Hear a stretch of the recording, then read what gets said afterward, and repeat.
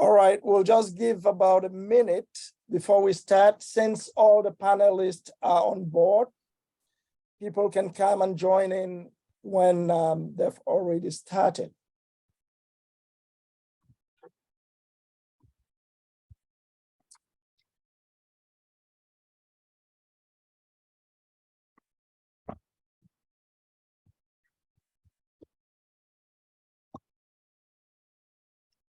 Please, Prof, could you mute my parents? I think they don't know how to use that. Oh, you mean everybody's, okay. Let me see how to mute when people are coming in more live. No, they're not. Okay.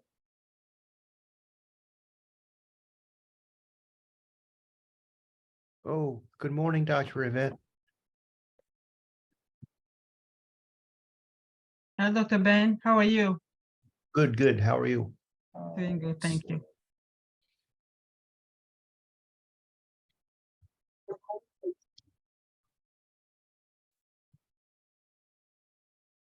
Let me start this event by welcoming everybody in attendance and thanking you for your dedication and your sacrifice, your time. But before we listen to this panel put together by the Tuskegee University Interdisciplinary Seminar Series, as it is tradition here, I'd like to start by acknowledging the sponsors of this program.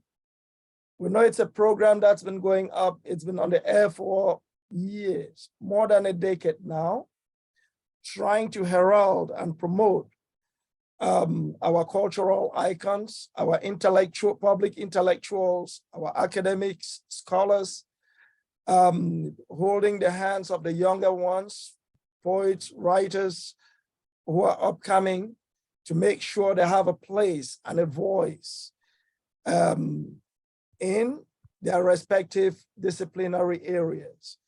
I want to thank the sponsors, and of these sponsors, I would like to recognize in the first place the Andrew Mellon Foundation. I would also like to acknowledge the Tuskegee University Faculty Senate and would give a special thanks to the chair of the Faculty Senate, Dr. Yvette Essounga, who would be moderating this panel discussion to celebrate Women's History Month.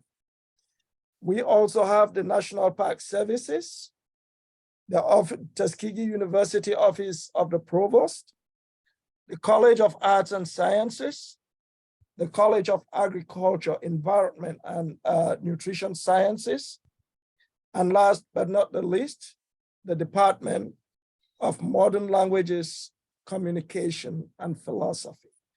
We thank them for their unrelenting support, and I would give the opportunity for Dr. Essounga to say a few words about herself before she launches her moderation. Dr. Essounga, you have the floor. Thank you for all you do for the disciplinary seminar series, interdisciplinary seminar series. Thank you, Professor Andy. It's a pleasure, it's an honor to be here. My name is Yvette Essounga. I am an associate professor here at Tuskegee University. I am with the business school, with the Bremer College of Business and Information Science. I also chair this year's, that is the 46th Faculty Senate. It's always a pleasure, it's always an honor to participate in the interdisciplinary series webinars that are sponsored by Dr. Andy. I don't think I missed any one of them. I am more and more enamored with all the speakers that we have had. And I think as a woman today, it's a great honor to be moderating this panel. So thank you.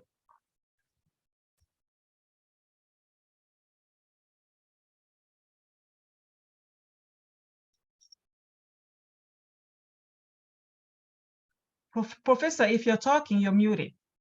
All right, no, it is your turn. So you can, we can now declare the, you know, the discussion open.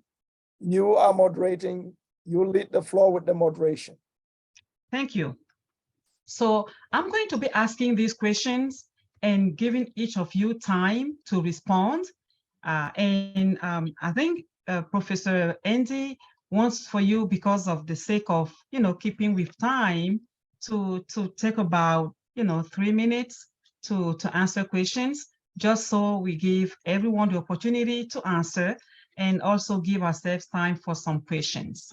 So let me start with question 1.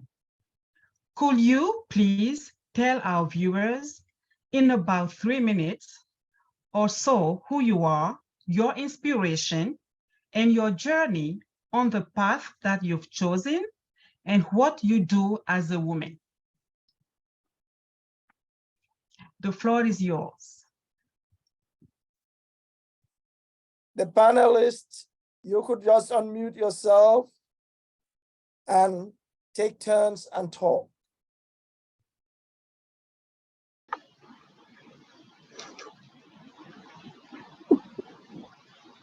Okay, Ms. Dukes, you take the floor. I see you want somebody to call the shots. Ms. Dukes, take the floor. Should we do that? Yeah, we'll do that. We'll Okay. for this first question. After that, it will be an open floor. Ms. Dukes, go first. Okay, I'll go first. Well, good afternoon, everybody. It's really a pleasure to be here this afternoon. And Dr. Indy, thank you for inviting me to participate in such an honorary occasion. Anytime you talk about women, you know, I'm all for it. So my name is Jennifer Dukes. I am inspired by my family. My mother and father have always participated in the civil rights movement. When my dad was in college, he did the sit-ins. I grew up in the Baptist church, so I've always been active in the church. Hence, that's how I became ordained clergy through the African Methodist Episcopal Church. And I work as a chaplain, and I right here in Tuskegee at the VA. From a young child, my parents or my dad has always encouraged us to look up different historical figures in history, Black people, and so that's always undergirded who I am. But mainly I'm driven by my hate of or strong dislike for ignorance. Everywhere we've lived, we've always been the only African-American family to integrate.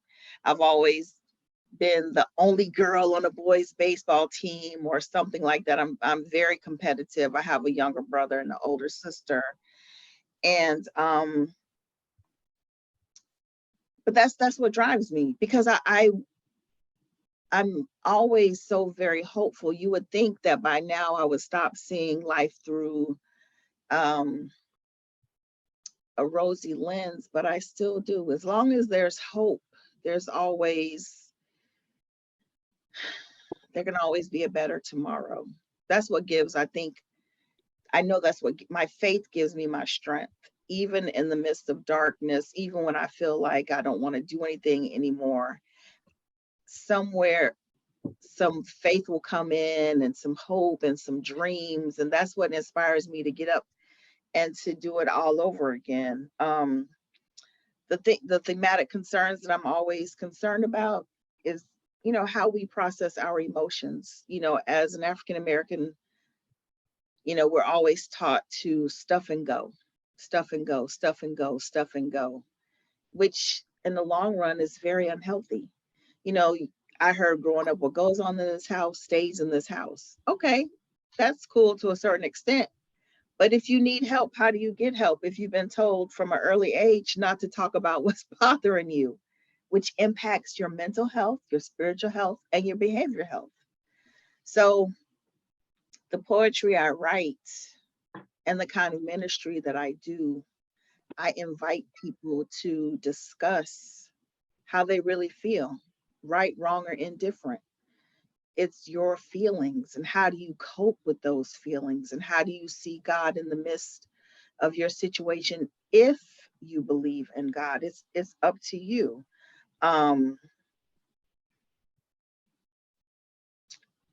Thank you. you're welcome. Thank you, Ms. That's who I Dukes. am. You're Yes. welcome. Thank you. So I'm glad that you told us who you are, because for the sake of time, we did not introduce you. So this is your opportunity to introduce yourselves in your own words. So thank you so very much. I think for the sake of time and not waiting who is going to be next, I'm just going to proceed in order. So Dr. Elizabeth Ayuk-Etang, if you will, please take it away. Those were your 3 minutes, Ms. Dukes. Thank you. Hi, everyone. Thank you so much for this wonderful opportunity. Thank you, Professor Birndi, for giving us an opportunity to talk about women issues. Thank you, our moderator. Thank you, fellow panelists. I'm Elizabeth Ayuk-Etang. I'm a visiting associate professor at the University of California, Santa Barbara. And I'm from Cameroon. I was the former chair of my department, Department of English. I consider myself an indigenous feminist because the interests of the indigenous people and the indigenous women are my primordial concern. I also write poetry. I teach Black women writings and ecofeminism. I'm so interested in women issues. I'm a girl out of 8 children, all boys. And so you can imagine I grew up in the midst of boys, and I've been struggling with life, you know. So I think at one point I was considered a tomboy because I climb trees, I harvest mangoes, and I run around with them. But very interestingly, I'm so happy because talking about the Women's Month is very important to me, because I think at the local community, I've been volunteering to see how women's voices could be heard. And this is an opportunity for our voices to be heard. So thank you so much. I'm so happy to be here, and I'm grateful. Thank you, Dr. Ayuk-Etang. Welcome again. All right. Thank So you. I'm going to proceed. You are very welcome. I'm going to proceed with Ms. Hajjah, Lennora, Pierrot. Where are you? Is Ms. Pierrot? All right, please take it away. Greetings. This is truly an honor beyond measure, in the sense of when you have the opportunity to be the living legacy of our ancestors, and coming from the warrior island of St. Lucia to being on the grounds of Mother and Father Tuskegee is truly phenomenal. So as the living legacy, I am the manager of special collections and also the supervising librarian for architecture and construction science at Tuskegee University. I see myself as a preserver of history, being an individual who is passionate about the aspect of we here are one as one people, and being here in Tuskegee as a wife, a mother of 9 incredible children, from Hamid, Jabril, Wasila, Musa, Aisha, Mariam, Shukri, Fatima, and Abdul Jami, AJ. I needed to make sure I put all that in within my 3 minutes.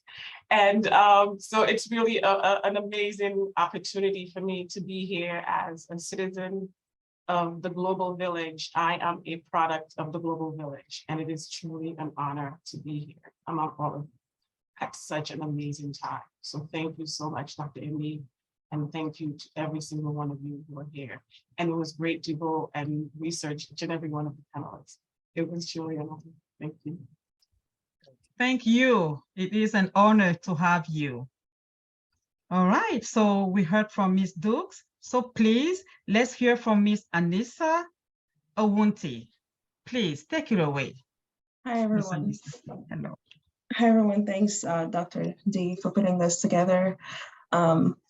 So my name is Annissa Awunti, and I am a quality assurance specialist in the pharma/biotech industry.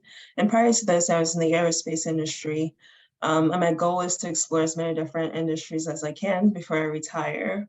In college, I studied mechanical engineering technology, and I'm inspired by my curiosity to learn how mechanical objects and systems work. And I'm glad that I get to do so in my current line of work with my current employer through validating systems. And while doing so, I get to work with a bunch of women every day, and I can recognize certain things in them that, certain fears in them that I had when I started working. So through my line of work, I get to pull in women, and I get to talk to them to work through these fears. Thank you, Miss Annissa. Welcome. Women engineer, right? Yeah, Thank you. All right, Dr. Édith Koumtoudji, Yeah. please take it away. As we always say, last but not least. Thank you for the privilege to be here, to be part of this panel. My name is Dr. Édith Félicité Koumtoudji. I am a Cameroonian, but I'm currently living in South Africa, in Johannesburg. I'm a French translator, a researcher, a crocheter, a language service provider.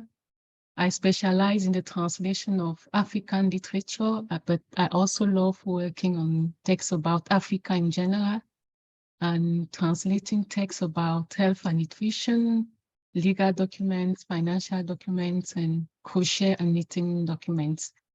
Besides this, I have a crochet and knitting business, and through this business, I'm able to support women organizations that help mothers and babies. Thank you very much. Thank you, Miss Édith. Thank you so much. Thank you to all of our panelists. Welcome here at Tuskegee. And with your permission, we're going to proceed with the second question. So what are the major thematic concerns that have preoccupied and still preoccupy you in your activism, in your writing, your scholarly endeavor and profession? Tell us why this is important. So again, I'm going to proceed in order. Unless someone wants to jump in, I'm going to start again with Dr. Elizabeth Ayuk-Etang. Please take it away.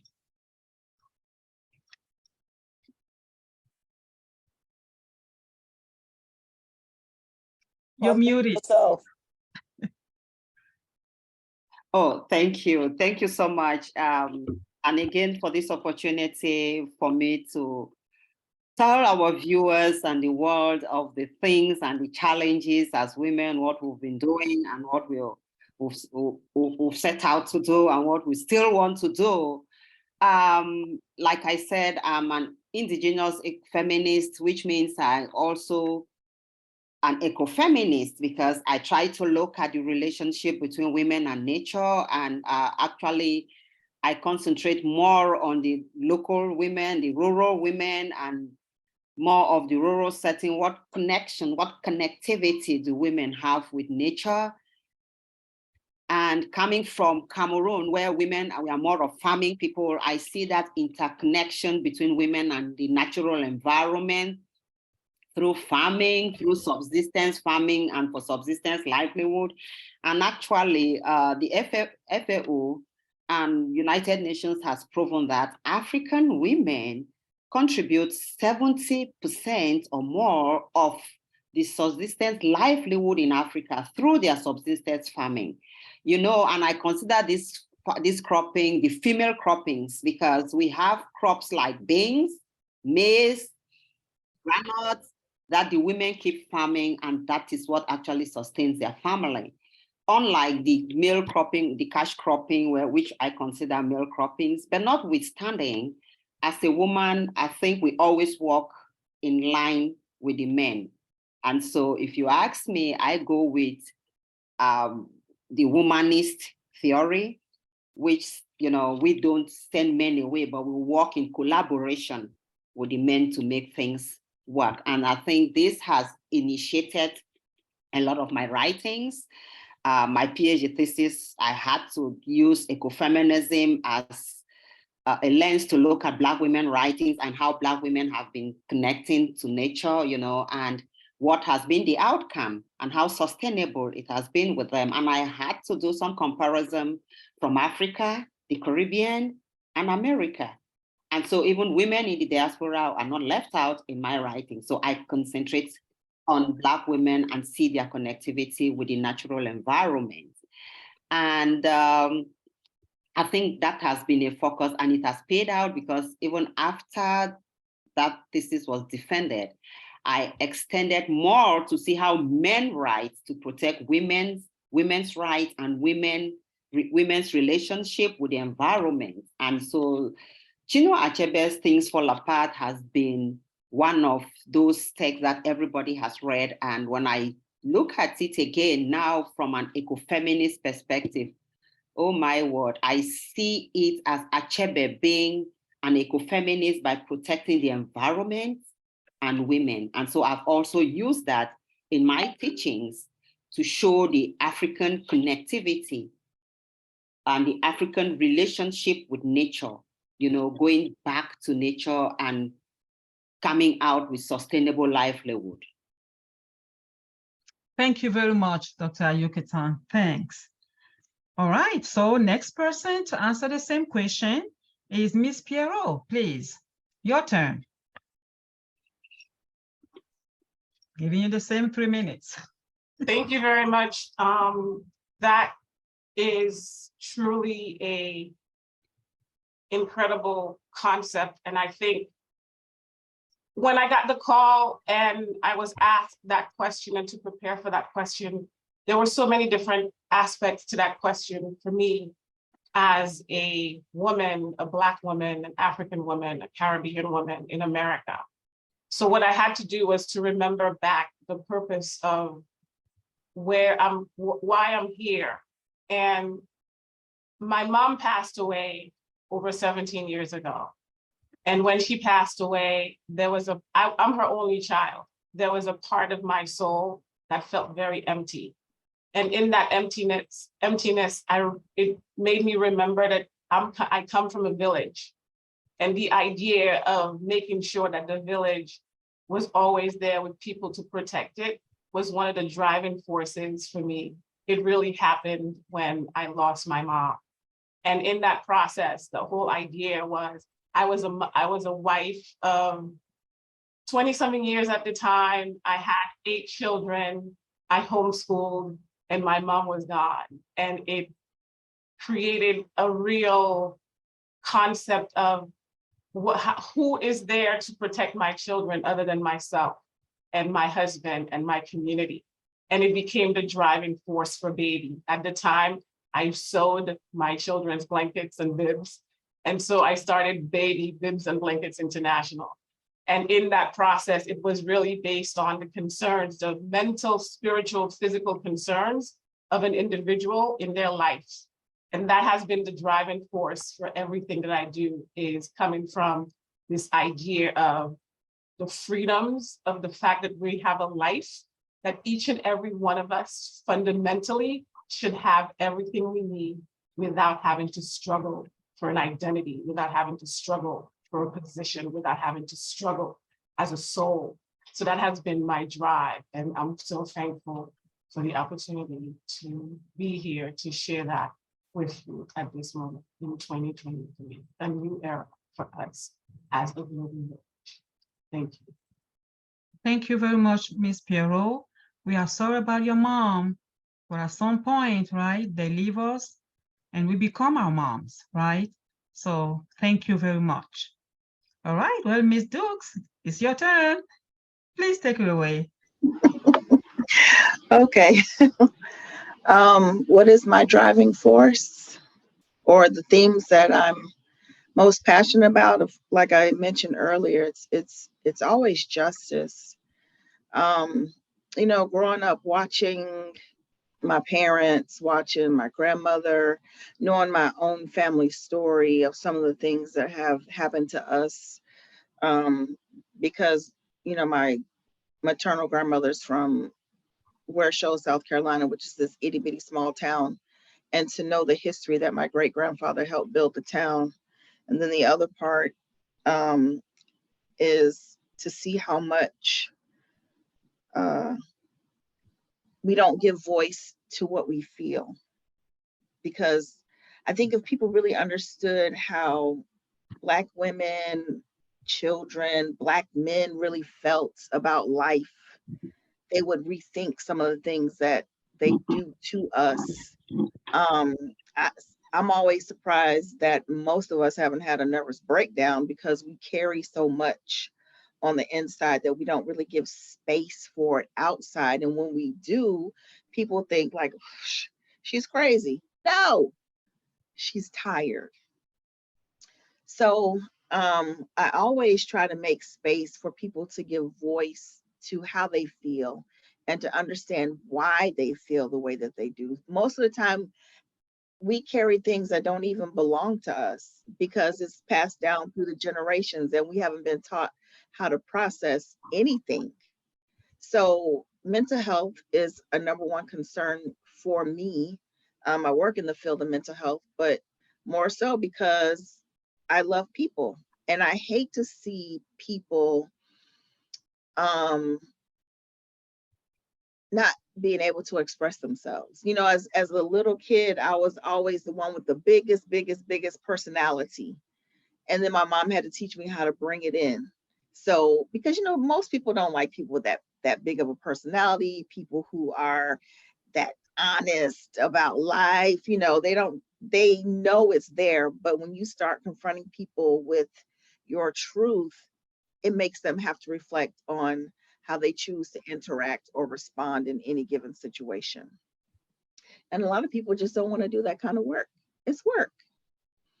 But I challenge people to do the emotional work that we so desperately need, and even the spiritual work to reframe their narrative of who God is to them.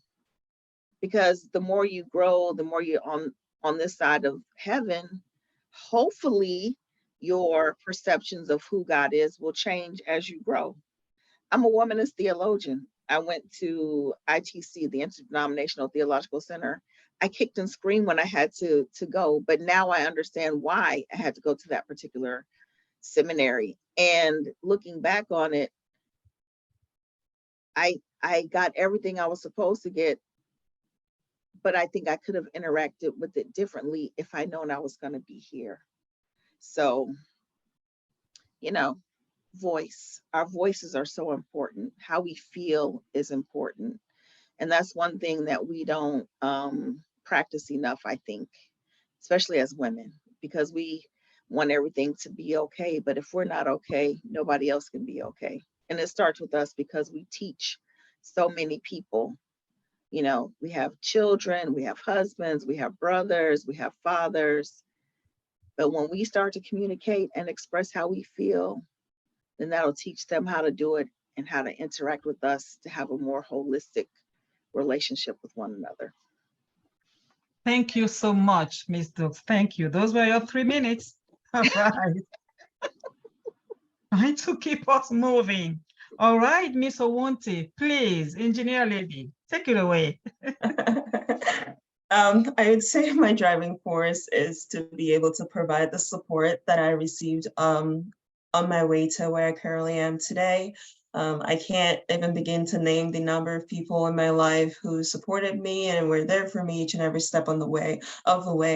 And something that also drives me is just me letting other people know, other people in male-dominated fields, that it's okay to not know everything, because typically as women, we shy away from engineering or STEM fields, which are known to be typically male-dominated, for the fear of being wrong, and because you're scared that you're not only representing, you're not just a human being, right, in that position. You are, a lot of women fear that they are representing every other Black woman out there.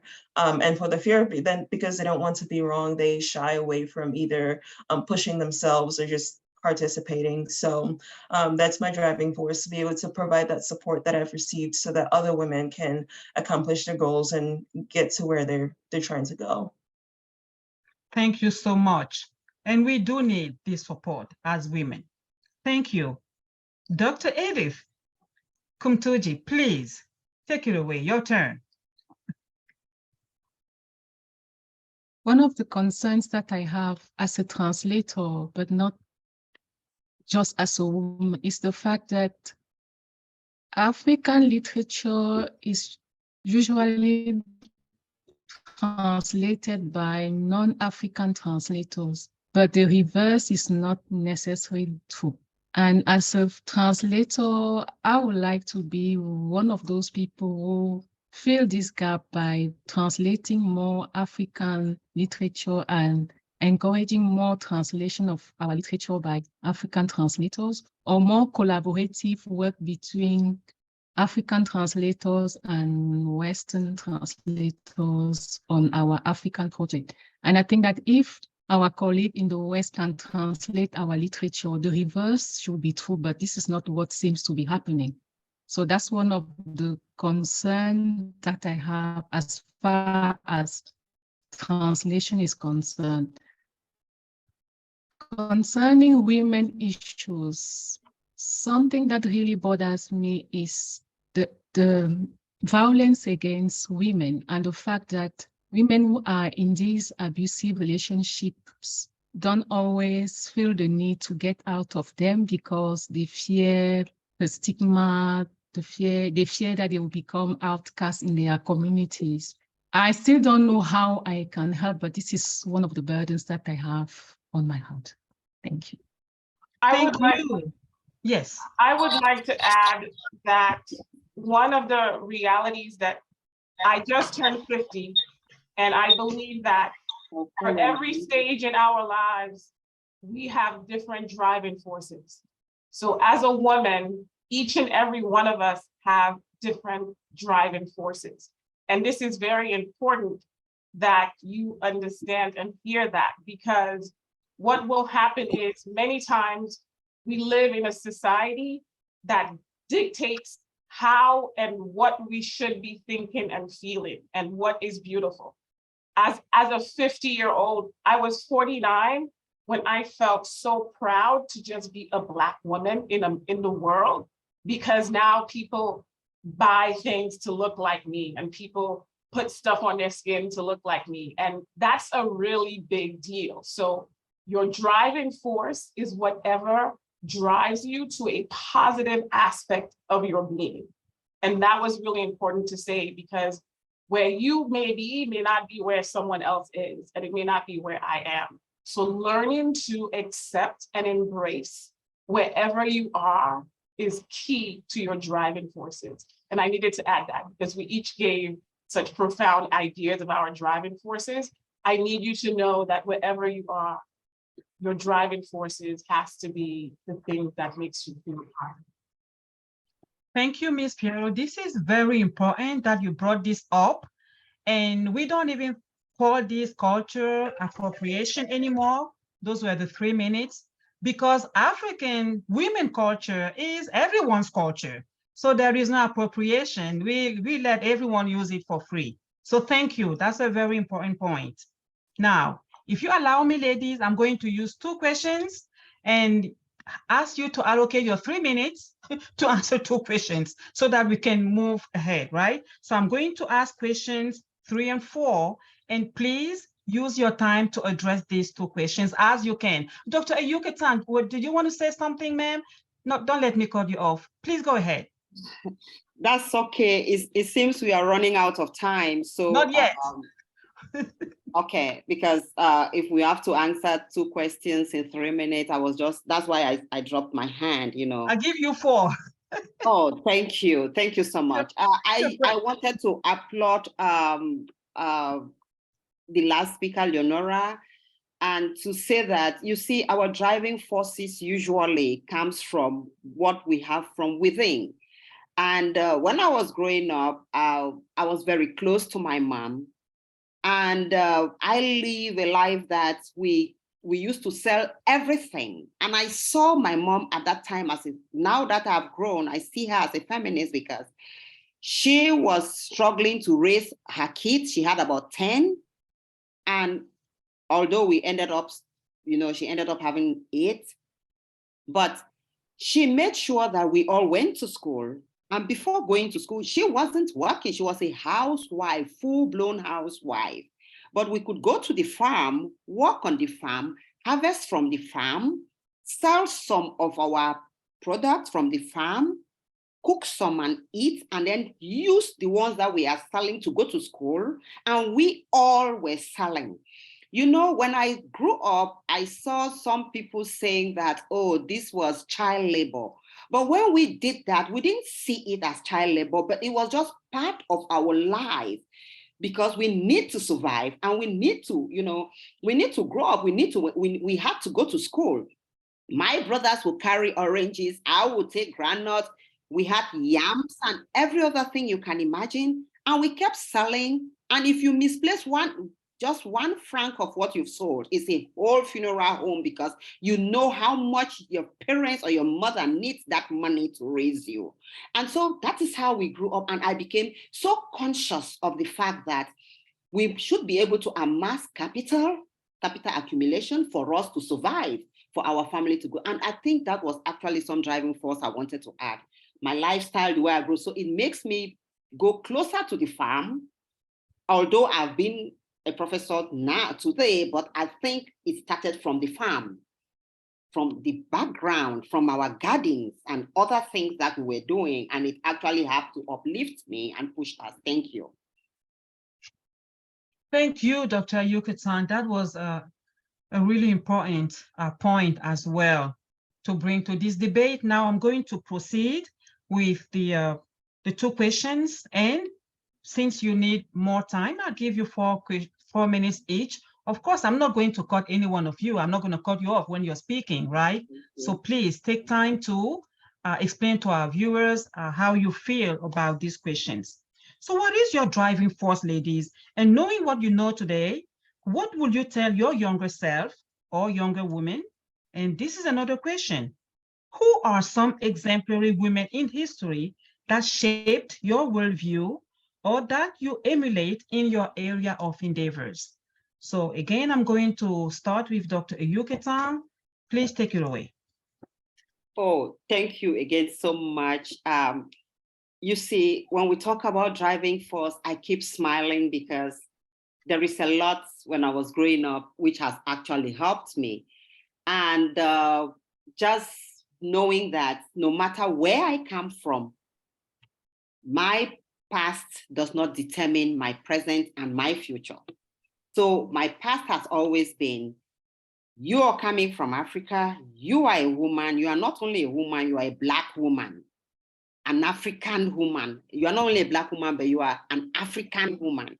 What do you do to walk out of maybe poverty, to walk out of the kind of life that you grew up? And how do you go to school? How do you make your voices heard?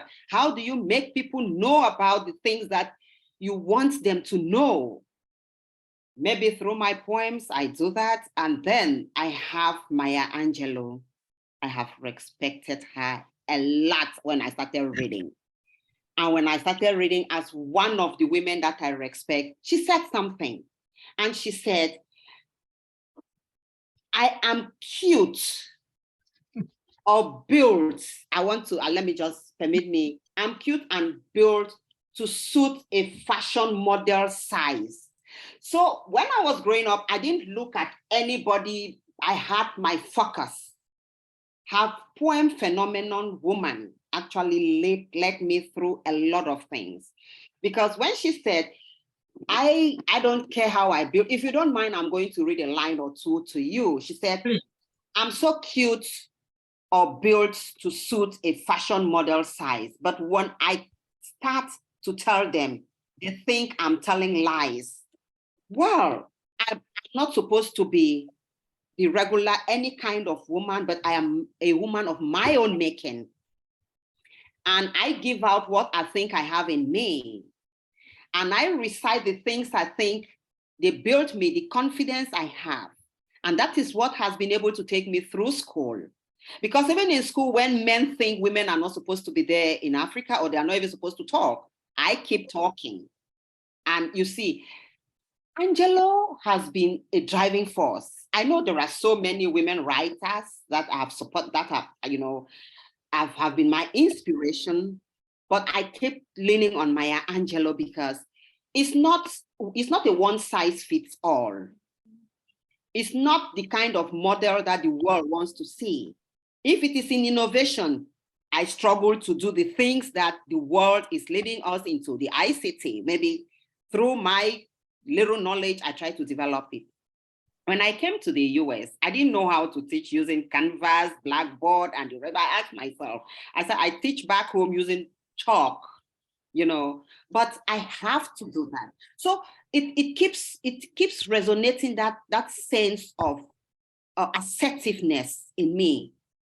It keeps resonating that sense of empowerment in me. What do? You were selling fruits, you were selling oranges. You moved from selling to be a teacher, from a teacher to you defended a PhD, you're a professor. What is it that has been in you? And what is it that you want the other people behind you? Keep doing it as a woman.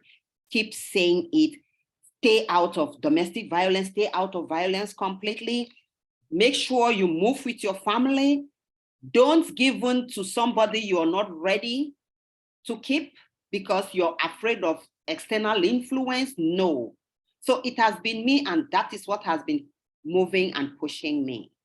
So I've been going because of that impression, that mentality I had. And it made me to tell younger versions, to tell them, don't give up. We are coming from a background where women don't have a say. But then there have been a lot of focus on the girl child and use that opportunity to grow and outgrow maybe some of the stereotypes, cultural stereotypes that are trying to keep you down. I am a gender advocate. I believe in female agency. But if my culture says I shouldn't eat A or B or C, I don't go there. If they say there is a meeting in that house, you're not supposed to be there, I don't go there. That doesn't change what I have in me, but it keeps me moving. And if so long as the decisions doesn't deter me in any way, I keep moving. So thank you. Thank you so much, Dr. Ayuk-Etang again. All right, you use your time. All right, so thank you. Thank you. Now, Ms. Pierrot, please take it away, your turn. Greetings again, everyone. Every single thing that has been said has been so resonating to just being here and why we're here. So I will start with exemplary women. I am coming from that village, and my mother, my grandmother, my aunts, my cousins, my grandmother's friends, the aunties, and the uncles and the fathers, and those were all the exemplary women that has shaped my understanding and my identity as female and my drive for womanhood. And so what I have found is once that village was established and as a product of the village, everything else that comes to me is just part of empowering me and in allowing me to see the Maya Angelou and what she is, and the Juanita Roberts at Tuskegee University and what she is, the Brenda Stubbs in Tuskegee and what it is, the Carla Bell at Tuskegee University and what she is, the Dr. Professor Amma, just all the women that are Veronica Cook of what she is, every single woman that is in our lives that are part of what it is we do.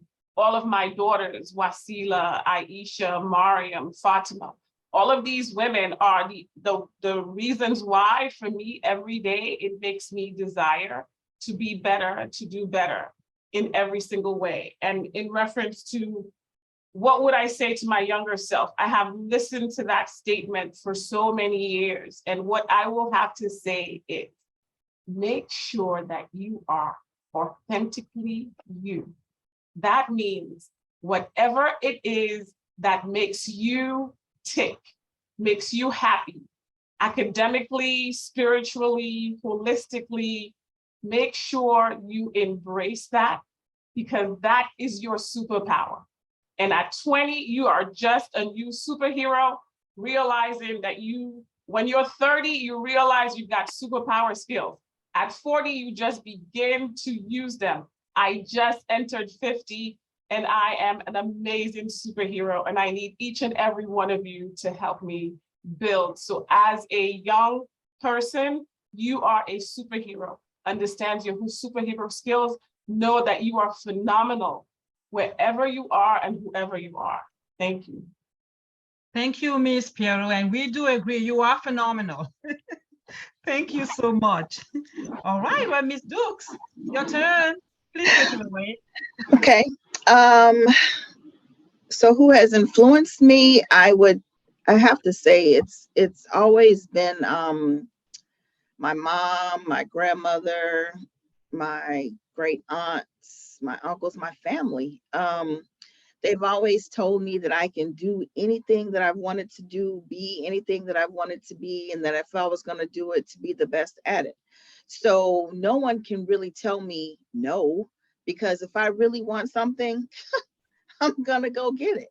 It doesn't matter if it takes me 1 year, 2 years, I will find a way around the no to get what I need, because they don't have the final say in my life. I'm inspired by, I grew up in the church, so it's all those good hymns that I heard, and the Negro spirituals, and the good preaching on Sunday morning, and it's just about being around positive people. I never really did hang out with people that were negative. Why? Life is too short for any negativity. I mean, we already have enough to overcome as women, so I always liked other women, older women, younger women that were trying to do something with themselves. I mean, I've learned so much even in this panel. I've gleaned a lot of things from you guys, and I'm like, oh my God, I hope that we can all be friends, through emails. I mean, I have 1,000 things that I'm thinking about. So it's and one thing my mom has always told me, if you're going to get in trouble, make sure it's your trouble. So whenever I may be in trouble, is because I know that I said it, and I know that I did it, and I can defend it no matter what. And that is, for some, very intimidating, because they don't expect for you to be able to stand in your own truth. Of course, I can stand in my truth. When you know things about yourself, what empowers you, what makes you you, you don't let anybody back you in a corner and leave you there. It just doesn't work that way. It doesn't matter what title someone holds. It doesn't matter what position they hold. You live and breathe in your own strength. And what I tell younger women, whether they're working at McDonald's, whether they're in school, whether they're working at Walmart, do what makes you happy. Yeah, he may be saying, oh, I love you, I love you, I love you, I love you. That's great. But as you grow, you learn so much about yourself. And is he going to be able to keep up with you? That's the question. We always think that we have to keep up with the man, but no, the one that changes and grows the most and cultivates society is the woman. So can he keep up with you, with us? And if he can't, then he's going to be upset, because he's going to say, oh, she must think she's all that. Well, she already knew she was all that, because she had me, she had you to tell her, do you. So, and it's unfortunate that some young men don't have that in our culture. It's unfortunate, because if they did, then they could really, really, really learn how to love the power that women possess to be able to cultivate something out of nothing. I mean, it's once you know what you can do with nothing and make it materialize into something, which I think is my superpower,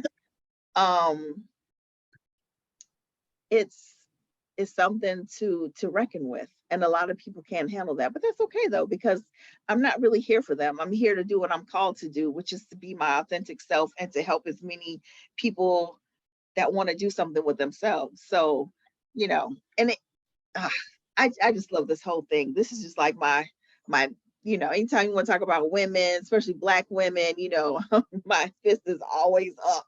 But I mean, because we're so intelligent and we know so many different things. I mean, my grandmother is a healer. When I say healer, she's the one that'll tell you, oh, drink this, and that, and you'll be okay in the morning. It's true. My mom is the same way. And I'm like, oh. So I get it. The older, not older, the more mature I become, and the more settled I become with who I am, and not having to think I need to fit in with what society says I should be. I see how great and fabulous that I really am as a woman, that other women are really fabulous, and how much other people really want to be like us. I wrote a poem called Rhythm and Blues, and part of it says, you want my rhythm, but you don't want my blues. Meaning you want to be like me, but you don't want to go through what I had to go through to be this way. Because there's always suffering that comes along with being an African American or a woman of color. And it's unfortunate, but we're like diamonds. The more you press us, the more we're going to shine in the long run. And that's how I see life at this point. You know, the more you press me, the more I'm going to come out shining on the other side. So I always tell people, watch out now. Don't press me too hard. Are you ready for it? Because diamonds cut. Well, thank you. Thank you, Ms. Dukes. All right. Well, Ms. Awunti, please, your turn. Take it away. Thank you. I think I kind of answered the driving force, but I can reiterate on that again. So for me, it'd be representation, because that matters a lot. Again, in STEM fields, and I'm sure in other areas of life, but I think representation would help curb a lot of fears that women experience in their professional lives, and even motherhood and just womanhood in general. And also just knowing that it's okay to not know everything, and that things would come out to play in their own time. And in terms of exemplary women who have shaped who I am today and that I emulate in my day-to-day life, I won't go too far. My village, my mothers, and I say mothers, yes, plural, because my mom's sisters have been phenomenal. And also my sisters. So I consider all my cousins sisters, because they've been there for me in ways that I could never repay them back for.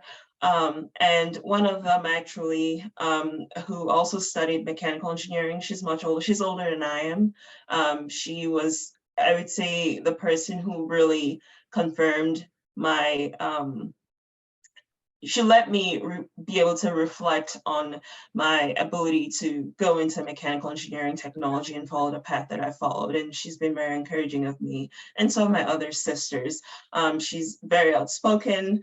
I think she was probably the first person who exposed the idea of feminism to me, and just other ideas about equality and equity. So, thank you. Thank you so much. Absolutely. We need women to encourage other women, right? Siblings, sisters, mothers, teachers, professors, everyone, right? We need those role models as well. Thank you. Dr. Koumtoudji, please, your turn. Thank you. Thank you. What is my driving force? I would say my desire to succeed, whatever the difficulties that I may have to face. I am determined to make my dreams come true, and I'm not prepared to give up. What I would say to my younger self, or to a younger woman in 2023, I would say that even though we are usually pressurized into getting married and having children, no girl should just jump into marriage and motherhood because she's scared of what people are going to say if she doesn't, or because she will be an outcast, or because of this and that, but she should be able to stand her ground and decide to do those things when she's ready, not because she's under pressure. And if you are in a relationship that doesn't work, you should be able to get out of it and seek help. So that's what I'm going to say about this.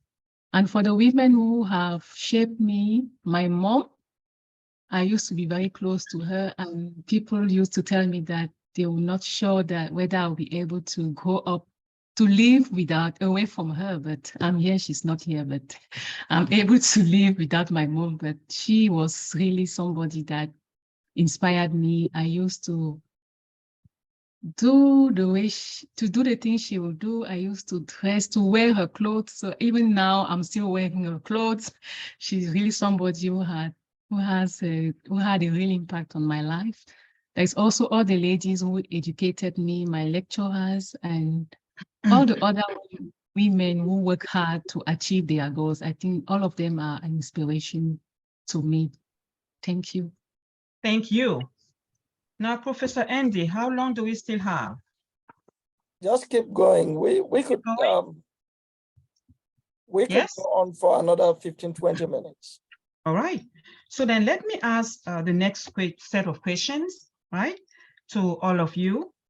Are there any objectives or goals that you have set to achieve for yourselves in your endeavor? Elaborate on how the challenges you face so far are going to influence this undertaking. And what actions do you think men can take to advocate for gender equality or gender equity? Dr. Ayuk-Etang, please lead the way.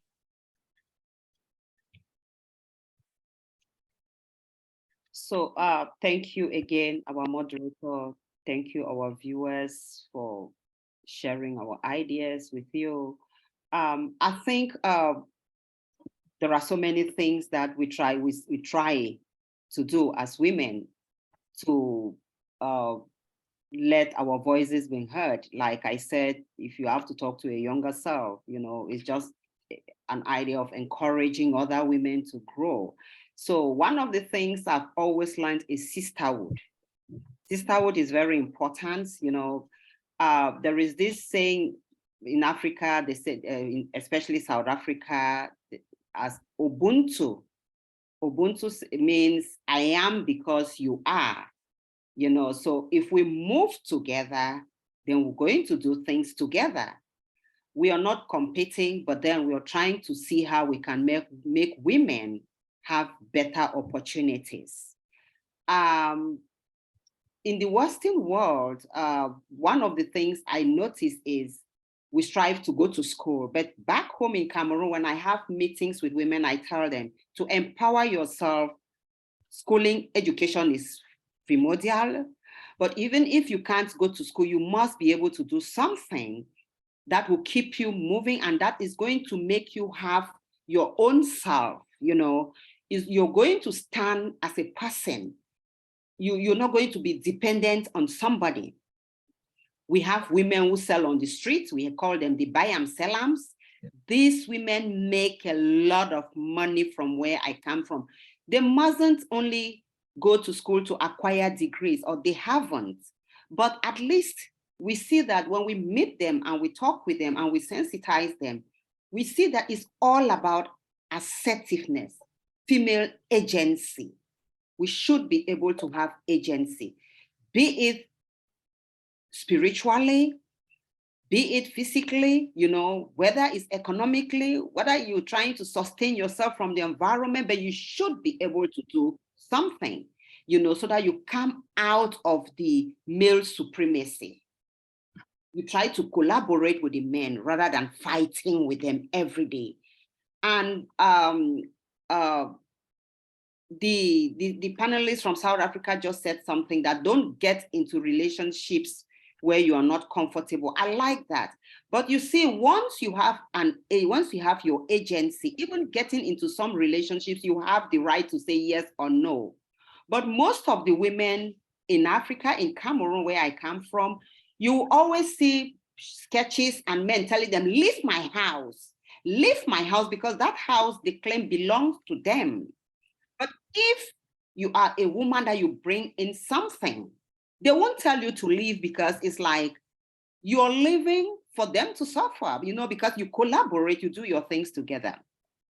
Recently, yesterday, when I was preparing for this, I watched a sketch on social media where a man just told the wife, leave my house. No, he said, leave. And then there was a phone call. She answered, yes, Daddy, you said $30,000, 30 million in my account. Thank you so much. Then the woman said, oh, you want me to leave? He said, no. I said, no, the man had said, pack your things. Then when the woman received that phone call, then he said, so you said I should pack my things? He said, yes. I said, you should pack your things to the washing room. Let me help you to wash them. He didn't complete his sentence, but now what is he trying to say? You can't send away, you can't bite that finger that fits you or that you work together. So generally, it wasn't just pack your things, but then I want you because of, so always try to assert yourself. Female agency is important. Those roasting corn on the road, continue selling your corn, buy and sell them, buy your vegetables and sell. Those who are going to school, make sure you go to school and do the right thing. Empower yourself. So it's the bottom line is agency, assertiveness, empowerment. Thank you. Thank you, Dr. Ayuk-Etang. And I think, talking about patriarchy, right? You kind of answered the next question that was going to come up, because, right, we're doing this as a response to patriarchy. And maybe since you started to go that road, take that question next so that the next panelists can just also follow in your path. So, right, because we're talking today about patriarchy as a response, feminism as a response to patriarchy, right? So just as we've seen the Black Lives Matters movement when it started, what came after that? All lives mattered, right? Or when the KKK started to do its thing, then the Black Panther movement came because of that. So how is it that patriarchy, right, has served to silence feminist voices, even just as in the example that you showed? And how is feminism today championing the voice of women's rights? Because you started already. Just complete, and then I can go to the next panelist, please.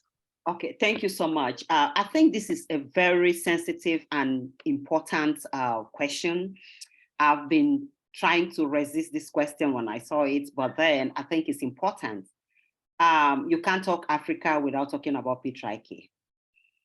So there is a saying in my house, even in the US, we keep saying, oh, my husband is an African man, because even in the US, I still cook and serve him. I cook and I serve him. I have a pan where I put a bowl a dish where I put his food and I serve him, because my culture, my culture makes us to respect men. And respecting men, to me, does not silence my voice as a woman.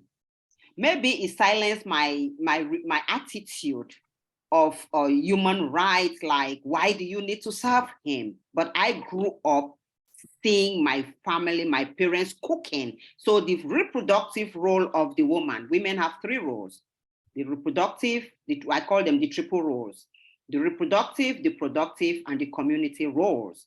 And for the reproductive roles, women are in charge of cooking, cleaning, caregiving, and you name them. And that cannot be your role when you say you're not going to cook. Anybody can just enter the kitchen and cook, because I grew up doing that and I still do it today. I'm not saying that I'm not a feminist. Feminism does not reduce us from cooking. Feminism does not stop the African woman from cooking. And that is why the African feminists had to depart from the rest of the feminism of the world, the Western feminism.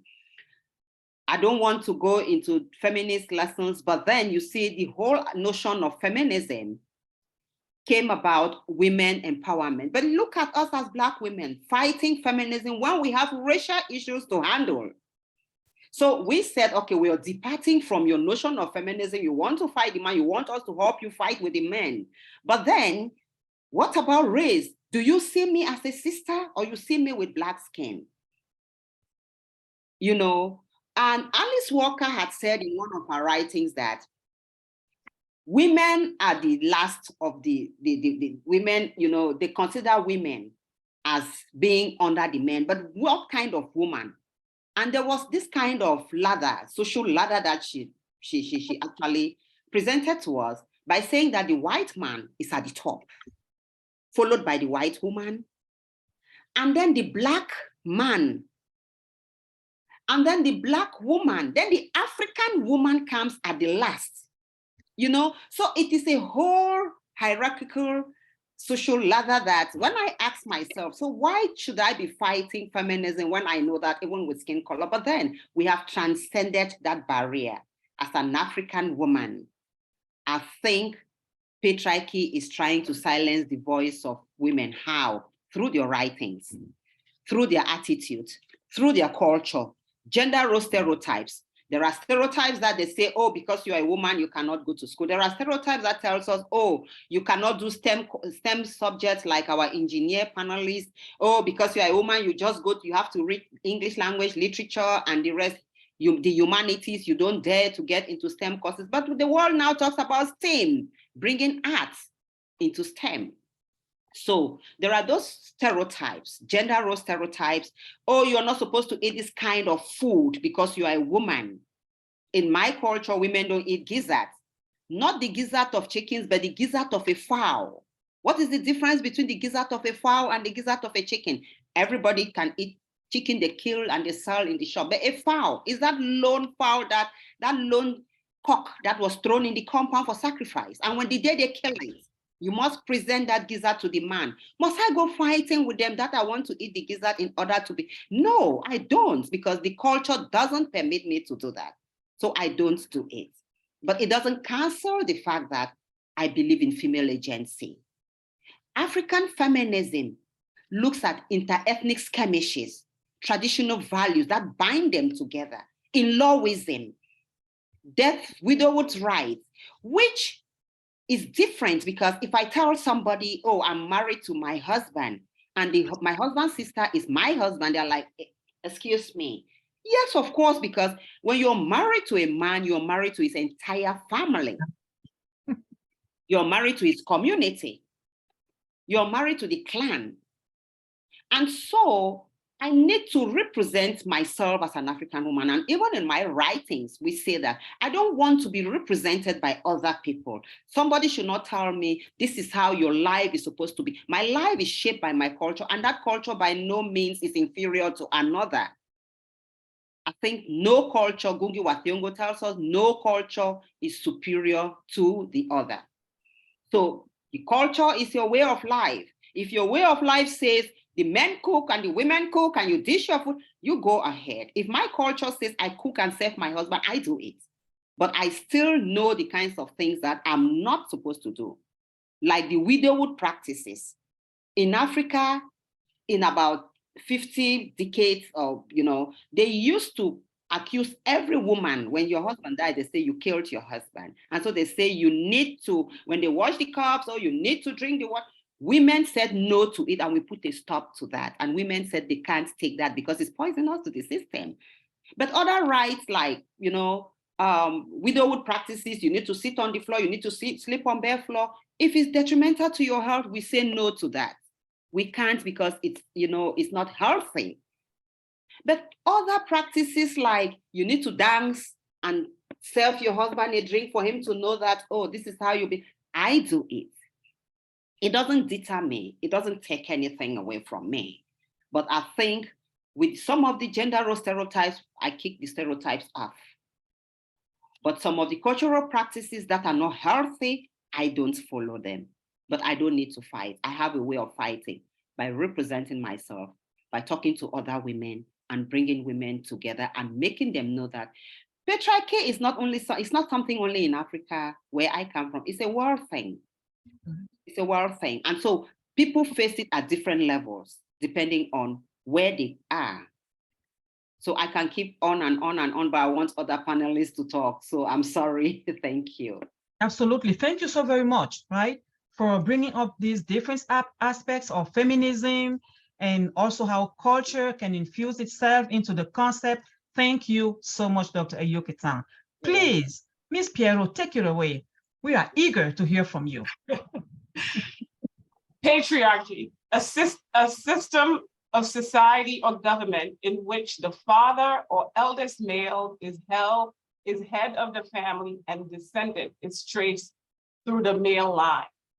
A system of society or government in which the male hold the power and women are largely excluded from it. As a 50-year-old, what I had to do at an early age was learn and educate myself on our history. In the Miseducation of the Negro, Carter G. Woodson stated, if you can control a man's thinking, you do not have to worry about his actions. When you determine what a man shall think, you do not have to concern yourself about what he will do. If you make a man feel that he is inferior, you do not have to compel him to accept an inferior status, for he will seek it himself. If you make a man think that he is justly an outcast, you do not have to order him to the back door. He will go without being told. And if there is no back door, he will nurture, mature. His very nature will demand one.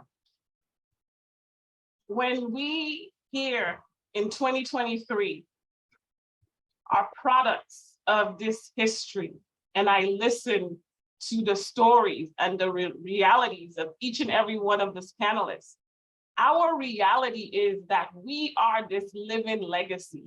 And every single thing that we do, our ideas, our dreams, our actions, if we're not producing on the level that we need to, it is because the system that has been here to help build us isn't doing it. And if we as individuals are not actively coming together to make it happen, we will continue to have this conversation year after year without building and growing. And each individual who are where they're supposed to be, it is because they had a strong network, strong people, a strong drive.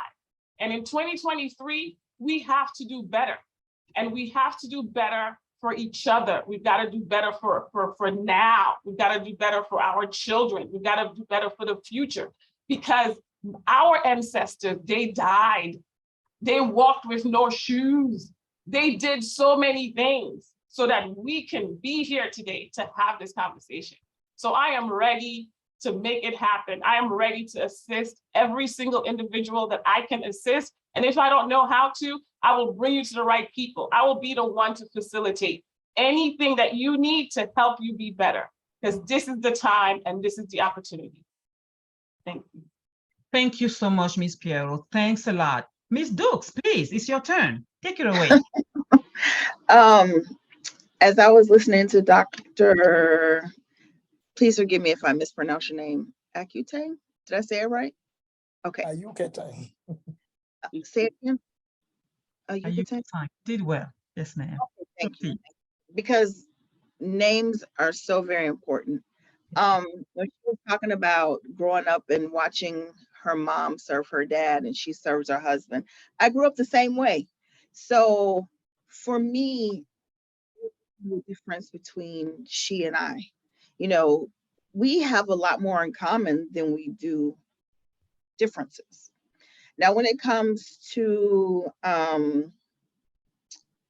patriarchy, it has patriarchy and I'll even put in slide in there colonialism. It has impacted the African-American community in a way that has been detrimental to its growth. And I'm talking about the systematic way in which African-American men or men of color are systematically preyed upon all the way going back to the 3rd grade with reading test scores. But when, you know, so it's a complex issue. It's all the systems. I mean, if you really think about, I mean, if we really want to be honest, if we really think about how powerful we are as a people, then that makes other people nervous. Because if we really get ourselves together as a group of people, because we're 2/3, the rest of the world is 1/3, right? So if we really, really begin to travel and do things and learn how to eat pounded yam or jollof rice, or, you know, food brings everybody together. Clothes bring everybody together. If you really knew how much I love lace and head ties and jewelry from Dubai and matching shoe and handbags, you would be like, oh my God. But that's something, that's a commonality. I don't know any woman that doesn't like fashion. I don't know any woman that doesn't like a good love story. I don't know any woman that doesn't like good food. I don't know any woman who doesn't have parallel stories when it comes to childbirth or siblings or their family dynamics. We all have the same blood running through us. We're either A, positive, negative, B, positive, negative, or an O. That's it. We're the same. We are the same. You just may speak a different language than I do, or you may have a different perspective of life than I do. And that's okay. I don't mind that because I want to learn. It's like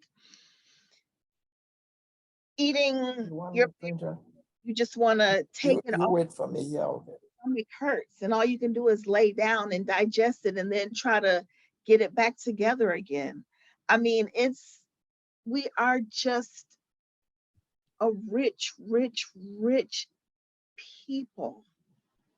I mean, when I saw all the panelists, I said, oh, I said, well, I like her lipstick, I like her head tie, I like her braids, I like this, I like that. I mean, I was like, oh man, I can't wait to go downstairs. I said, I hope you're here, Miss Pierrot. I said, because I want to go downstairs and I want to meet her and just talk stuff. So, I mean, to me, we have more in common than we do differences. And I hope if we do this next year, or if we continue the conversation, that we can think of ways to come together and celebrate one another.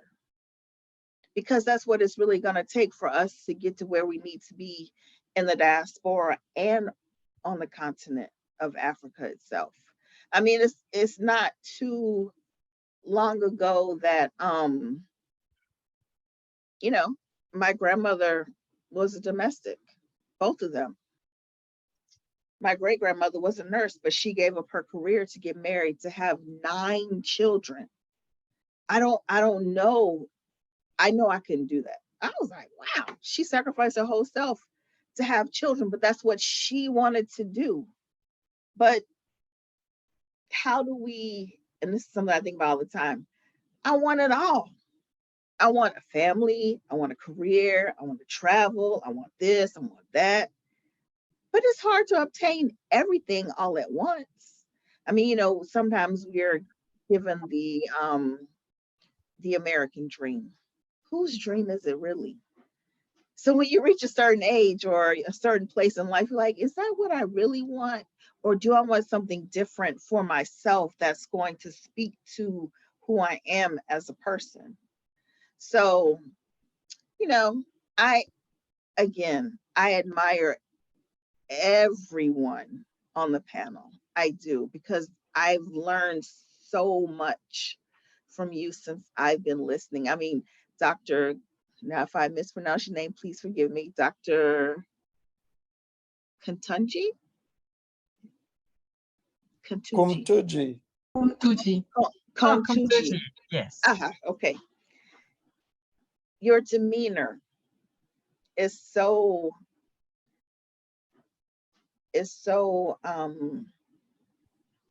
like you have a very sweet spirit, but I know underneath all that, you are fierce. I know you are because you are where you are. So there's a fierceness that we carry too, that people are like, oh, she's just so quiet. No, you better watch out. Because we have to have that in order to make it in life. We do. And how we are taught to carry that fierceness with us is something else. I mean, everybody has been taught a different way, but it's so we can thrive in life, because there are so many things, so many isms that are against the progressiveness of women of color and men of color, that we work 5, 6, 7 times harder than anybody else. And then sometimes they wonder, why is she so angry? I'm angry because I'm tired. Because while you were sleeping, I was still writing my papers and doing everything else and working my job, and still had to come with a smile on my face. How unfair is that? So, you know, but thank you so much, Ms. Duke. We hear you loud and clear, right? Just like Miss Pierrot with her 9 kids. Yes. Does it make her less of a feminist? No. Ayuk-Etang serves her husband like we all do. Mm-hmm. It doesn't make us less of a feminist. And Dr. Koumtoudji is saying, you don't have to stay in a relationship in a very, very soft voice. And as you said, yeah, we know what it means. When it's time to go, bye, right? So yes, absolutely. You are making very strong points. We present ourselves in a way, but it doesn't take away any of what we are. So thank you so much. Can I go now to Miss Annissa, please? Miss Awunti, please take it away. Sure, thank you. So in regards to what men can do, or what actions men can do to advocate for gender equality and equity, men can do a handful of things actually. And regardless of what point in life you are in, college, just high school, whatever, professional, you can start by making sure that if you're teamed up with women, let them know that it's okay if they don't know something, and so that they don't feel the pressure of having to know everything or being scared if they're wrong. Somebody in the comments or in the questions, the meeting room, asked how he, as an older brother to a maturing African-American woman, can help his sister feel like a phenomenal woman. Exact same thing. I mean, no one size fits all. You know your sister better than we do. But as her older brother, you're giving her one of the first glances to how she should be treated as a woman and as a person. And as she goes out there, you as her older brother taking these actions would help her with that self-confidence that she needs. So I would say accept her for who she is and teach her certain skills that you think she needs to know, and give her space to fail. And when she fails and comes back to you, just guide her gently on how to get back up from where she left off. And I would say that men can also advocate for more paternity and maternity benefits. And it's one thing to advocate for those benefits and be granted those benefits, but I think we also need to push for men to take paternity leave. I think some men are scared of taking paternity leave because they see it as a weakness.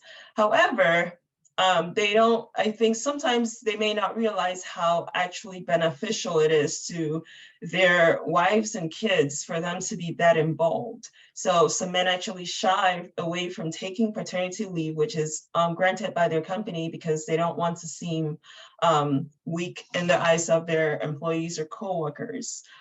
And in regards to how the patriarchy has served silent feminist voices and how feminism is championing for women's rights, I think that over time, or some men would see, and not only men, some women too, because not every woman is pro-feminism, but some people see the feminism movement as a beat down on men. right? But that's not what it is. We're fighting against the disparities. We're not fighting against gender, right? And so I think that if we can help these people understand that we're fighting against this thing and we're trying to accomplish a common goal and not saying men are useless to society, then they might be more willing to participate in this movement, which really benefits all of us. Also, we've moved from most managers being men to now you see a lot of female managers. And I would say that's a great thing, because things as simple as women having menstrual pain or even just being pregnant, those things were not talked about at the workplace, because again, a woman being pregnant was seen as she is less efficient at her work. And there would be discrimination towards giving that woman a job, or even after she came back, she was just assumed to be less efficient and cannot perform her duties. So now at work, you talk about menstrual cycles and there are pads everywhere for women for free. I mean, some workplaces still sell them, but I think there's been a huge improvement where a lot of employers are providing those for free. And now you can take a day off without necessarily telling your manager exactly why you need that day off, because not everybody wants to talk to the manager about exactly what's going on with them, because sometimes it's just a private issue that you don't necessarily feel like talking about. And also pay gap. And I mentioned maternity leave because a lot of companies did not have that. And then they eventually went to 2 weeks, and now some companies have as long as 6 months. And also childcare subsidies, or just having childcare for free. I think that that's something that would be able to help some people advocate more for women's rights. And all of these things that I listed have things that have either been implemented in society or been improved over time as a result of the feminism movement. Thank you. Yes, thank you so much. Thank you. So please, Dr. Koumtoudji, your turn. Thank you. I agree with what I've heard from the previous panelists, and I thank you for your contribution. I would like to add that for men to participate in the fight for gender equality, Men in Power, for instance, could enforce laws that make men accountable for mistreating and abusing women. Oh, that's one thing. And championing patriarchy, I think offering us this platform to talk about our issues, to talk about our experience, is a way of championing women's rights. So thank you, Prof, for this, and thank you to all those who are involved in this. That's what I will say for this question. Thank you. Thank you. So should we go to the last question, or what should we do at this time? Because I'm always looking at the time. Go to just ask the last question, and they should take a minute or two. All right. So then we're going to close on a positive note, right? We are women. We are always bringing everyone together.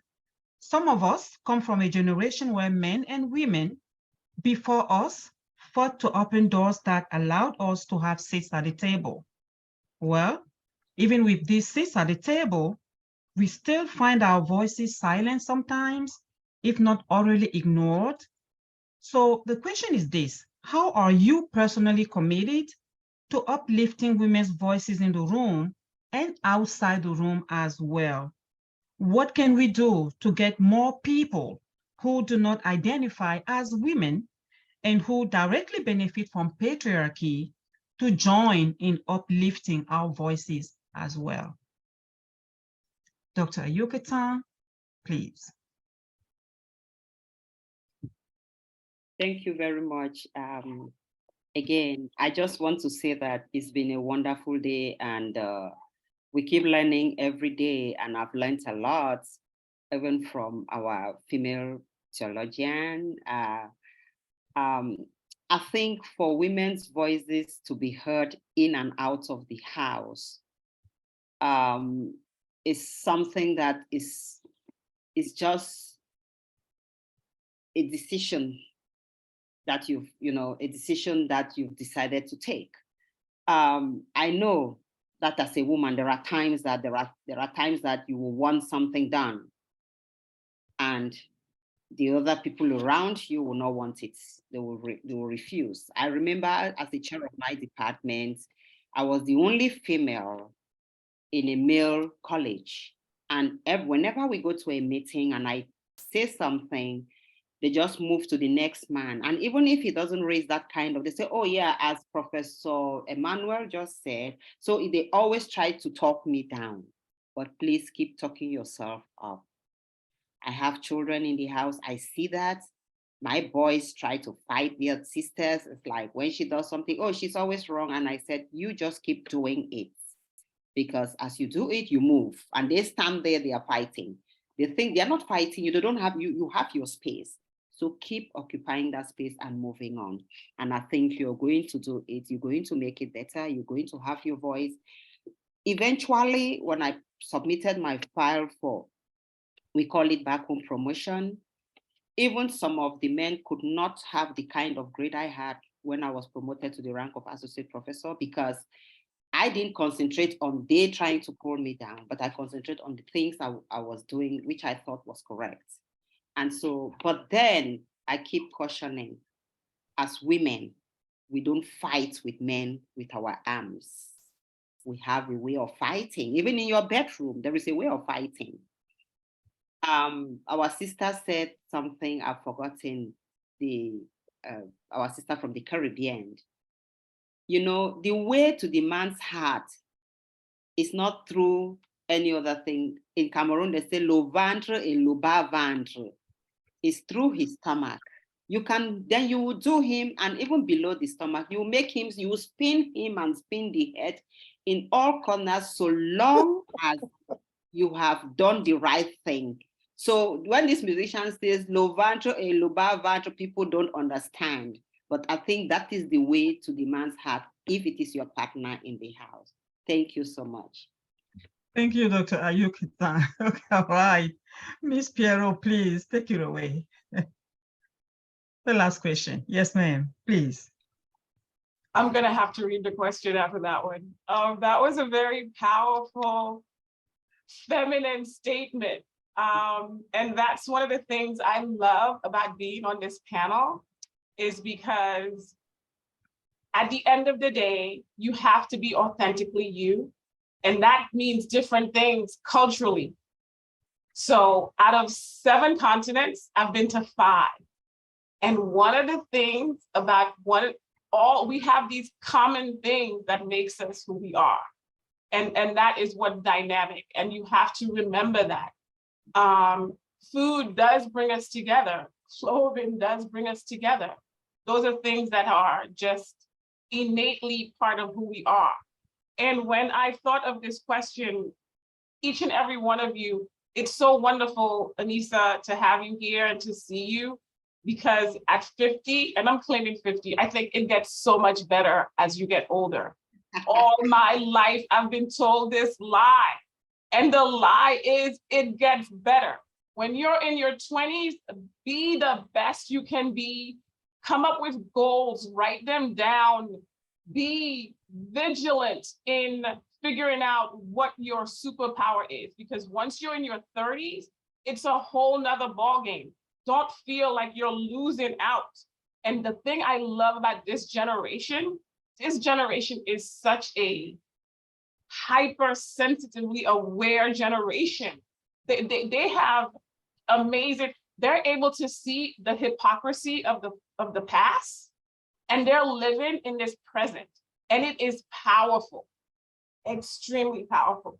So going back to the question, how are you personally committed to uplifting women's voices in the room and outside the room as well?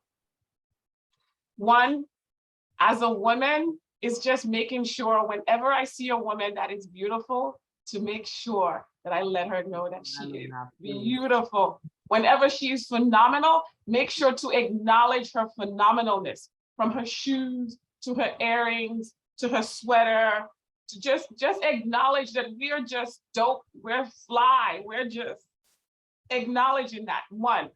having daughters and understanding the mental health of your family. Number one, your mental health. You have to always put the mask on first. So you need to be honest with yourself. And one of the things that I have to say, if you're not honest with who you are, you're always going to be chasing this idea of womanhood. And in many ways, the labels, the isms, they have a way of blinding you. And this is one of the reasons why I put up the Carter G. Woodson's statement. It's very important. And so that's the number one thing, acknowledging your mental health in order to then help other women. And so with me, I look at my 4 daughters, and out of each and every one of them, they're different people. They have different goals, different ideas, different concepts. They look different in every way. So one, acknowledging that you're special and you're different. And to go back to what I'm learning is that many times there are different doors, and understanding that you do not need to be at every one of them. And God will put you where you need to be. That is ultimately from a 50-year-old. And how are you, and what can you do to get more people who do not identify as women and who directly benefit?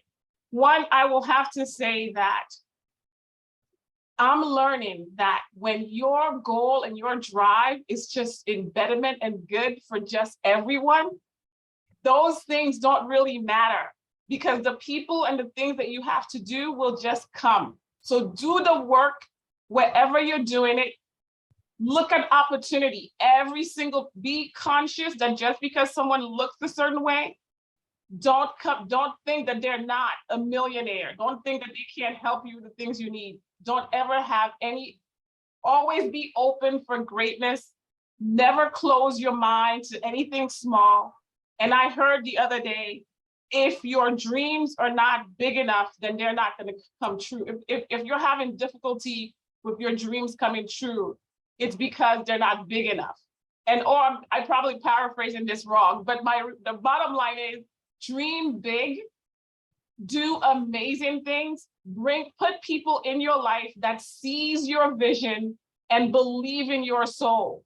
Because if they don't believe in you, they will not be able to help you and help you see when you're wrong and when you're right. And on that note, I think uplifting is what you have to be in order for you to see it in the world. So when you're uplifting yourself through your daily meditation, whichever one it may be, and here's the dynamics. I am a product of the 10 commandments from the Bible to the surahs in the Quran. And at 50 years old, what I find is that you have to find balance in your day-to-day. So as we're here and we're about to close on this amazing opportunity, know that if you see me and I'm not happy, it's because of a particular situation. It has nothing to do with the fact that I love this life that I've been given by God, and I love every single opportunity that's been given to me.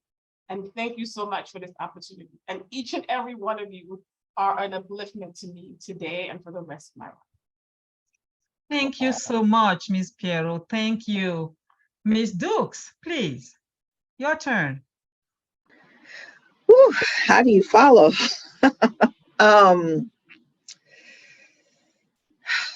I would say to always give space for the women in the room to speak.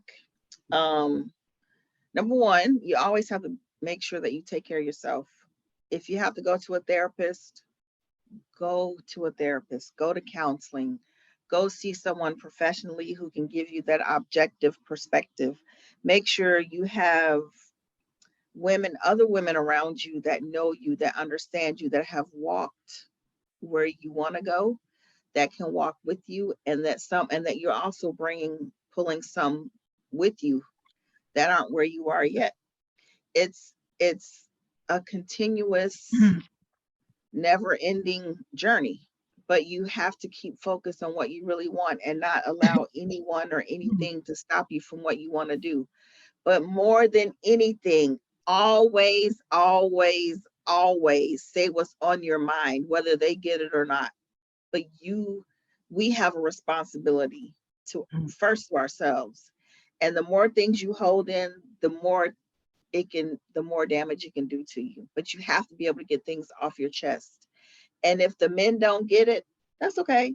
But the more the women come together and we begin to push the system agitate the system in a different kind of way, you know, if we want laws to change overseas in the continent of Africa, and I've been thinking about this too, why can't the people that are from there begin to agitate the government?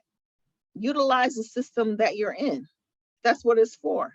If you know who your congresswoman is, your congressman is, begin to write letters. Have a letter writing campaign and say, hey, this is what I want for my country back home. This is what we need.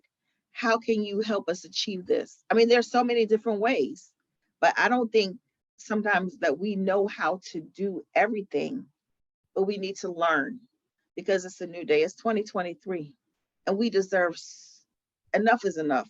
They've taken enough from us. They've misappropriated us for way too long that they must listen to what we have to say. They don't have a choice at this point. Thank you. Thank you, Ms. Dukes. Ms. Awunti, please. So what can we do to get more people behind the movement? I would say know your threshold, as I think most people have said, because you don't want to approach people not knowing what you cannot handle, what you can and can't handle. And once you know your threshold, then I think you'll be able to be more accepting of differing opinions, because again, you're trying to get people who are not accepting of feminism or who don't see the point of the movement. And you don't want to approach people with an attitude of condemnation, because that's one way to tell somebody that they're not welcomed actually. And then make your intentions very clear. Tell them how that would be beneficial to the group you're fighting for, and hopefully they can see the bigger picture. Hopefully you can talk to them more about the bigger picture and the benefits, the overall benefits. And I guess I would say last thing is start small and build. I think, again, we're always expecting of people to not just feminism or not just feminists, but in general, when you support something or you're super into something, it's always hard for you to see how another side doesn't see what you see. And I think we also go with the idea that they need to see everything at the same time and as big as you see it. But starting small, I think, with everything is definitely helpful, because if you think about it, when you're learning something, if you're given a whole big pie to dissect, it's very intimidating. However, if you go piece by piece, then you have these small successes which build up your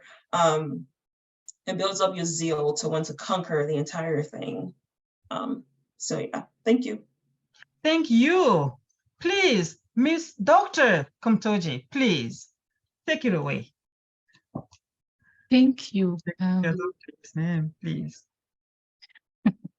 How am I personally committed to uplifting women's voices in the home?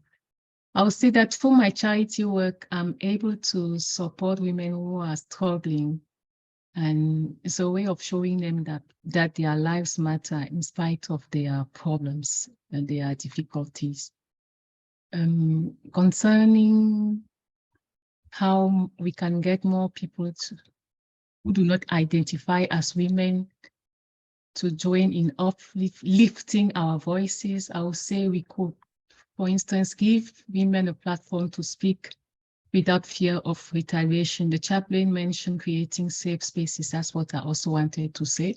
Or elect more women in leadership position, for instance. I think that could also be a way of doing that. Thank you very much for this wonderful event. Thank you, Dr. Koumtoudji. Can I just say one thing? You ladies are phenomenal, all of you. Thank you so much. You men here in the audience are amazing because we are phenomenal. Thanks to you. And all of you here in our audience, you are extraordinary. Thank you so much. Professor Andy, thank you for doing this. true testament that we can only be phenomenal thanks to our men, right? So thank you so much. Professor Andy, back to you. All right, thank you very much to all the panelists. You have served us a very delicious platter. Be sure I'm going to watch this discussion over and over again. It will be on YouTube. I'll share it with you, but I'll have to watch it over and over again. I really want to thank the panelists, but I would have loved that our audience participate with 1 or 2 questions. I know a young student asked a question earlier on the chat, trying to find out if any of you panelists could help him. He has a baby sister. How can he, as a young man, help her baby sister to understand that she is a phenomenal woman? Because he's been trying and he's not succeeded. He wanted to hear from your perspective what he could do. So I would just like those who are in the audience, if you have a question, you type it while our panelists respond to this question. Oh, we have another question that's come. So that will be the last question. Shagoni, yours will be the last question. So panelists, you have the floor in any order. If just 1 person or 2 people can answer, that's fine. I was gonna address the young man who stated that about his sister. And the second question goes in line with that also, and here's why.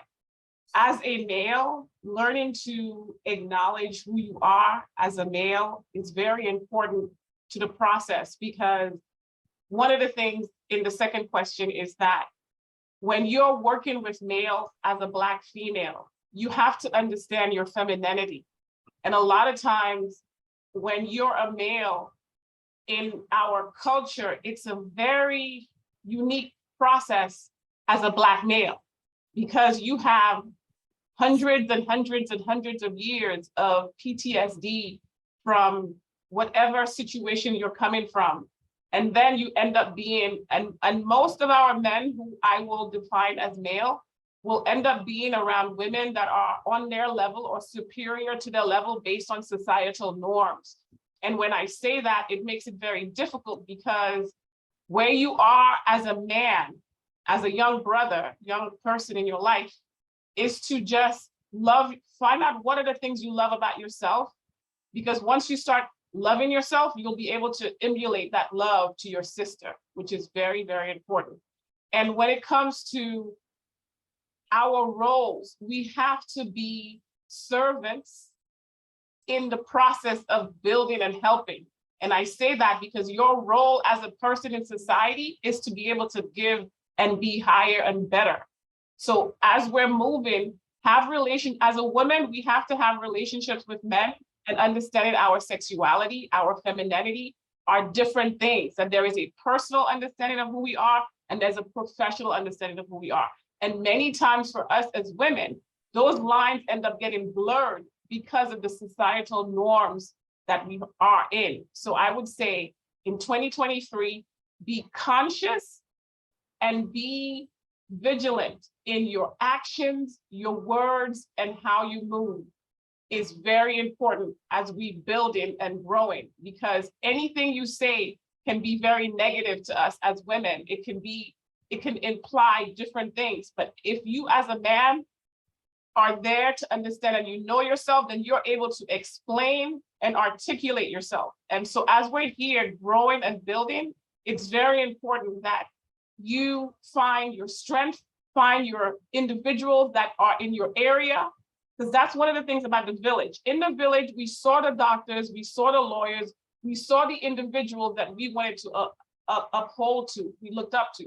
Today, many of our young people only look up to people that are icons, that are untouchable, that are like social media. So we're not living in a tangible place, which means that it puts a responsibility on the adults to be adulting and to do adult things. So today, look at the individuals that if you have a teacher, an individual, an uncle, somebody in your community that you look up to, that you can use as an example to emulate your masculinity and your manhood. Then and only then you will be able to see. Don't ever give up. Whatever you do, do not give up. This is just a season. This is just a time. So continue loving your sister, continue loving yourself, start doing things and going places, see where free events are. Every museum in your area has a free event. Whatever university has, go and look for events and things that you want to do. There's an opportunity. Reach out to one of us. Our information will be here. Each and every one of us are here for you in whatever ways we can. And again, thank you for that opportunity. Thank you. Thank you. Any other response to that? Any addition?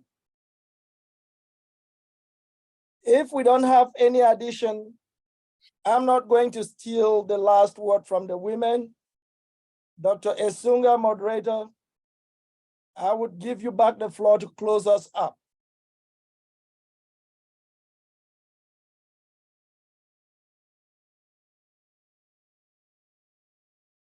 Unmute yourself. Doing that. Thank you. Thank you, Professor Andy. Thank you to our panelists. Dr. Ayuk-Etang, thank you.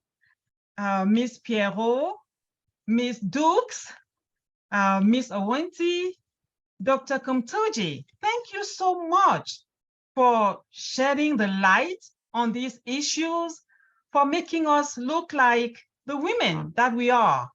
Thank you so much.